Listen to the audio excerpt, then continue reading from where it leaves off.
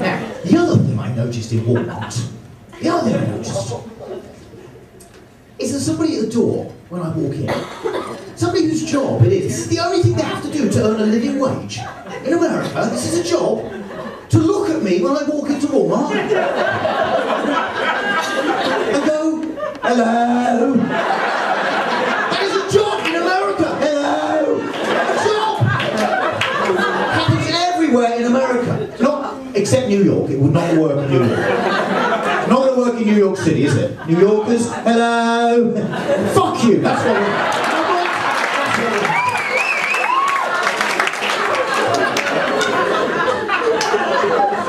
The other thing I noticed, if you're going to want someone to greet you when you come into your shop, have the common sense to put someone vaguely attractive in it.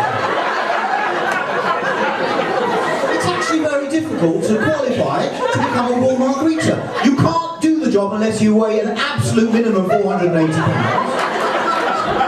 And it helps if you've got a wonky eye, that helps as well. I don't want to be cruel, but it's not what I want to see when I'm going shopping. I've got my shopping list, I'm in my own little world, I've got my car walking in and hello!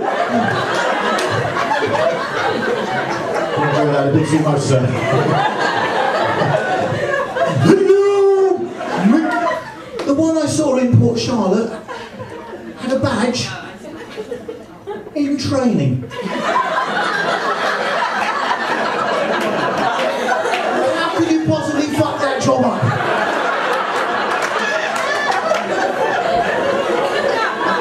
What do you do for a living? Nothing. Daddy's paying for vacation, huh? Am I? You a student? What are you studying? I'm probably going to be studying accounting. Accounting, good for you. Smart kid, huh? Probably. Actually, I've got a feeling what you will be doing 4 years from now. Hello.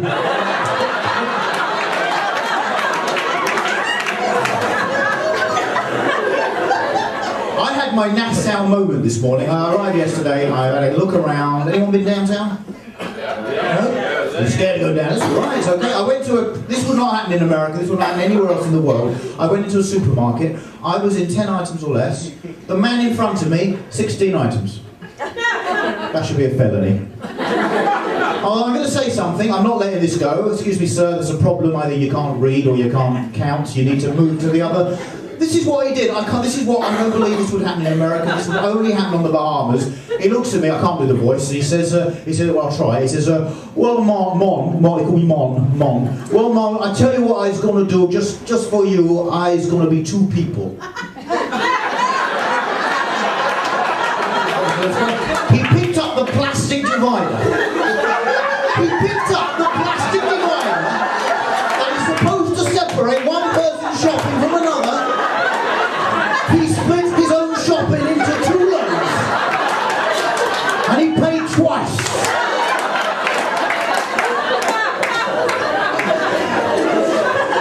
I didn't know what to expect when I came here. I came here yesterday, I had a look around. I just expected things to be slower than everywhere else. I expected things to be laid back and slow.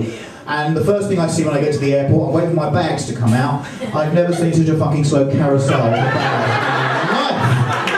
Because normally any other airport, what you'll do is, if people are happy to wait, they'll wait anywhere around the thing for their bags to come. You wait 30 seconds at Nassau, you see the bags come out slowly, suddenly everybody's converging on the entrance. It's going to take out a day of your holiday if you wait otherwise. Anyway, this is cool. Now, there was somebody from Florida, Gainesville, who made the news in England about 6 weeks ago, and I love this story. He was a math teacher, taught in a high school. They tried to fire him, well they did fire him, because he was asking the kids questions about sex and drugs. And I just thought, I don't think they should have fired him. He was trying to make the lessons more interesting. And what was he saying? Okay kids, a hooker charges $100 for a blowjob, $200 for intercourse, $300 for anything kinky. Last week, one very regular customer had 2 blowjobs, 2 sessions of full sex and 2 sessions of tie me up and spank me. Question, how much did the principal spend? If if I was a math teacher, I couldn't get away with it. I couldn't carry it off. I'd be trying to do a drugs question. I'd be like, okay, kids, if an eighth of dope costs $100, quarter costs $200, how much for a half? Anybody? Sir, I think you'll find a lot less if you get it from us. You enjoy that one a little bit there, sir? How are you? It's a fantastic laugh you got. Let me see your face. You see, where are you from? Hello? Atlanta. Atlanta, Georgia. Is that you? Yeah. I was talking to this guy. But that's okay. Atlanta, Georgia. I like Atlanta. And you, sir? Atlanta as well. Oh, I see. You're speaking on his behalf. We've got a Georgia translator, which is awesome. So, what else? I got this. I spent a couple of days. I went to Gatlinburg, where Dollywood is. That's how I know about it now. So I know where all the Paducah people. Dollywood. And I've got a niece who's 4 years old, and she asked me if I would bring her something back. And I found this in Gatlinburg, right? It says suitable for 3-year-olds and upwards. I get it back to the hotel. Listen to this. Hey, baby, show up your tip. You can't get shit like this on Paradise Island, ladies and gentlemen.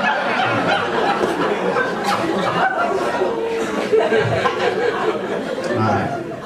Now, I'm going to tell you something now. I wasn't going to tell you this tonight, but I like you. I think we bonded well, and I ask you don't judge me on this. While I was in New York, I went to see a talk show being recorded. I sat in the studio audience for the Maury Povich show. We get it in England, and there's one type of Maury show I love, and I was praying the day I showed up, it would be the day they would do wild teenage girls get sent off to boot camp.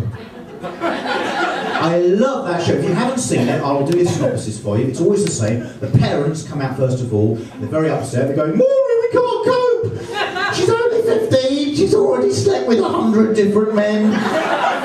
Last year she smoked crack at her grandmother's funeral. Please help Maury, please. Send our little bitch to boot camp. So the girl comes out, and the whole audience, they start booing. And that's what I wanted to be a part of. I wanted to be a part of. That would be so cool. Well, we've heard what she's like. Let's meet her. Come on out, Tiffany. Boo! Boo! Because that gets Tiffany really pissed. Boo! Boo!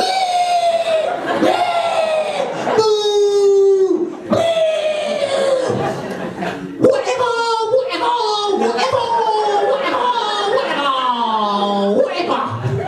That's the boot camp. You haven't seen it? That's the whole boot camp show right there. That's what I wanted. I don't think that's asking too much. Have a guess what they were doing the day I showed up for the Maury Povich recording. They weren't doing the wild teenage girls go to boot camp. Anybody? Have a guess what they were doing. Anybody? Who's the father? You say, who's the father? Who's the daddy? I'll be honest with you, if they were doing Who's the Daddy, I wouldn't be standing up here bitching about it. I quite like Who's My Daddy. I think it's actually really quite, I'm going to be quite happy with that. I think it's fantastic. Well, when it comes to 3-year-old Shaniqua, Frederick, you are not the mother. I told you, you're a hoe, you're a hoe, you're a hoe, you're a hoe. I like that, I'd have been happy with that. No, they weren't doing that. The day I showed up for Maury Povich, that's the day they thought it would be a good idea to do a makeover show.